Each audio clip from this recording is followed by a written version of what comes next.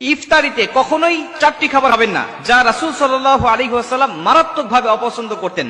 আর উম্মত হিসাবে রাসূল সাল্লাল্লাহু আলাইহি ওয়াসাল্লাম যেটা অপছন্দ করতেন সেটা আমাদেরকেও বর্জন করতে হবে। রাসূল সাল্লাল্লাহু আলাইহি ওয়াসাল্লাম যেটা পছন্দ করতেন সেটা আমাদেরকে আঁকড়িয়ে ধরতে হবে। এই চারটি খাবার কি দেখেন, আমরা কিন্তু অনেকেই এই খাবারের পছন্দের তালিকায় চারটি খাবার রয়েছে। প্রথম দুটি খাবার হলো রাসূল সাল্লাল্লাহু আলাইহি ওয়াসাল্লাম বলেন কাঁচা পেঁয়াজ এবং কাঁচা রসুন, যা আমাদের অনেকের পছন্দের তালিকায় আছে এবং ইফতারির সময় আমরা পেঁয়াজের সাথে ছোলার সাথে খুব মজা করে এটা খাই। অথচ বুখারীর বর্ণনায় আল্লাহ রাসূল সাল্লাল্লাহু আলাইহি ওয়াসাল্লাম বলেন, বুখারী শরীফের 855 নম্বর হাদিস, আল্লাহ রাসূল বলছেন, আব্দুল্লাহ ইবনে জাবের রাদিয়াল্লাহু তাআলা আনহু থেকে বর্ণিত, তিনি বলছেন, যখন দেখবে যদি কোনো মানুষ কাঁচা পেঁয়াজ এবং কাঁচা রসুন খায়, সে যেন আমার নিকটে না আসে, এমনকি মসজিদের নিকটেও যেন না যায়। কেন? কাঁচা রসুন আর কাঁচা পেঁয়াজ খাওয়ার কারণে তার মুখ থেকে এক প্রকার দুর্গন্ধ বের হয়, যা ফেরেশতাদেরকে মারাত্মক কষ্ট দেয়, অন্য মুসলিম অন্য মুমিনদেরকে মারাত্মক কষ্ট দেয়। এজন্য কাঁচা পেঁয়াজ খেয়ে যেন সে মসজিদের দিকে না আসে। এখন বলতে পারেন যে হুজুর, তাহলে কাঁচা পেঁয়াজ খাওয়া কি নাজায়েজ? এটা কি গুনাহের কাজ? কাঁচা পেঁয়াজ খাওয়া নাজায়েজ নয়। আল্লাহ রাসূল সাল্লাল্লাহু আলাইহি ওয়াসাল্লাম আমাদেরকে দুর্গন্ধ জিনিস থেকে বেঁচে থাকার জন্য আমাদেরকে বলে দিয়েছেন। আপনার যদি একান্তই যদি অভ্যাস হয়ে যায় যা কাঁচা পেঁয়াজ না খাইলে আপনার ভালো লাগে না, আপনি এই সময় খাবেন না। কারণ ইফতার করার পরেই আপনাকে নামাজে দাঁড়াতে হবে।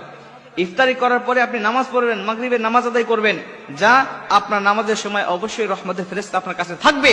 অর্থাৎ এই সময় যদি আপনার কাঁচা পেঁয়াজ খেয়ে নামাজে দাঁড়িয়ে যান, তাহলে আপনার নিকট ফেরেশতা আসবে না, বা আসলেও তাদের খুব কষ্ট হবে। এই জন্য রাসূল সাল্লাল্লাহু আলাইহি ওয়াসাল্লাম নিষেধ করতেন। আরেকটা হাদিসের মধ্যে আসছে, আল্লাহ রাসূল সাল্লাল্লাহু আলাইহি ওয়াসাল্লাম একটি দাওয়াতে গেলেন, যাওয়ার পর দেখলেন যে কাঁচা পেঁয়াজ দিয়ে তিনি সালাদ বানিয়েছেন। আল্লাহ রাসূল বললেন, এটা কে বানিয়েছে? ভিতর থেকে উত্তর আসলো যেটা এটা ঘরের এক মহিলা বানিয়েছেন। তিনি বলছেন যে না, এটা আমি খেতে পারবো না, এটা নিয়ে যাও। কেন? এটা খেতে পারবো না এই জন্য যে আমার সাথে ফেরেশতা থাকে, আর এটা খেলে আমার ফেরেশতাদেরকে খুব কষ্ট দেয়, অতএব এটা আমি খেতে পারবো না।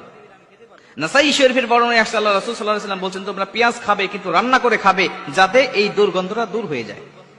এর জন্য প্রথম দুটি তালিকায় আমাদের রয়েছে কাঁচা পেঁয়াজ এবং কাঁচা রসুন। এটা আমি একসাথে বললাম এর জন্য, কারণ একই হাদিসের মধ্যে এই কাঁচা পেঁয়াজ আর কাঁচা রসুনের কথা আল্লাহ রাসূল সাল্লাল্লাহু আলাইহি ওয়াসাল্লাম বলে দিয়েছেন।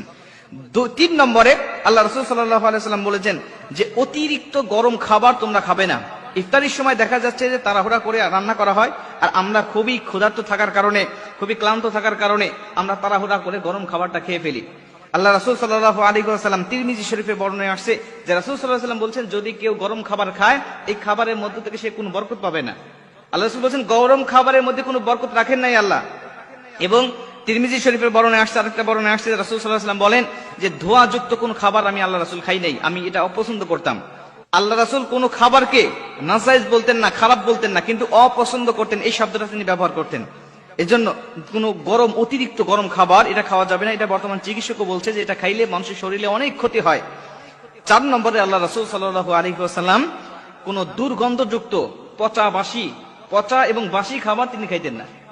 পচা বাসি খাবার খাইতেন না, এই বিষয়ে অনেক হাদিস আছে। আর বর্তমান চিকিৎসা বিজ্ঞান এই পচা বাসি খাবার না খাওয়ার জন্য আমাদেরকে বারবার কিন্তু তারা সতর্ক করছে। কেন? এটা খাইলে মানুষের শরীরে অনেক রোগ ব্যাধি, অনেক কিছু তার শরীরে বাসা বাঁধতে পারে।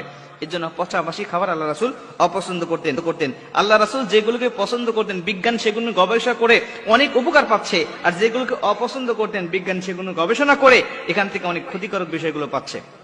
অতএব আল্লাহ রাসূল যে সকল বিজ্ঞানের বিজ্ঞানী ছিলেন, এতে কোনো সন্দেহ নাই। অতএব এই 4টি খাবার আজকে আমরা আলোচনা করলাম। 4টি খাবারের মধ্যে প্রথম 2টি খাবার হলো পেঁয়াজ এবং কাঁচা পেঁয়াজ এবং কাঁচা রসুন। 2 নম্বর হলো অতিরিক্ত গরম খাবার, যা ইফতারের সময় হয়ে থাকে। 4 নম্বর হলো পচা এবং বাসি খাবার। এই 4টি খাবার